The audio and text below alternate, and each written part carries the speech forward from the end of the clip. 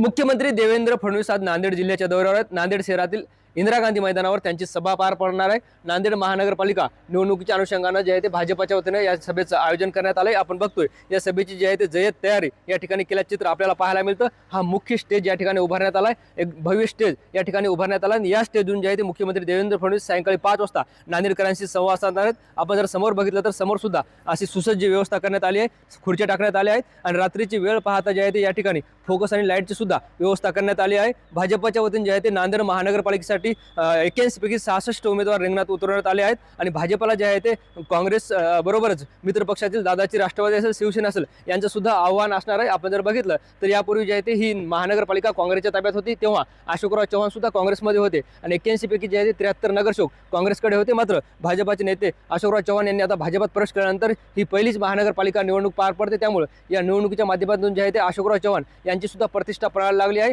आणि आज सायंकाळी जे आहे ते मुख्यमंत्री देवेंद्र फडणवीस यांची सभा या ठिकाणी पार पडणार आहे। आता देवेंद्र फडणवीस या सभेच्या माध्यमातून नांदेडकरांना काय आवाहन करतात हे पाहणं महत्त्वाचं ठरणार आहे आणि नांदेड महानगरपालिकेचा गड अशोकराव चव्हाण राखणार का, हे जे आहे ते एक महत्त्वाचा प्रश्न या निमित्तानं उपस्थित होतोय आणि अशा पद्धतीने जर बघितलं तर भाजप जे आहे ते या महानगरपालिकेत स्वतंत्र निवडणूक लढवते आणि आज मुख्यमंत्री देवेंद्र फडणवीस या सभेला मार्गदर्शन करणार आहेत। ज्ञानेश्वर लोंढे, TV9 मराठी, नांदेड।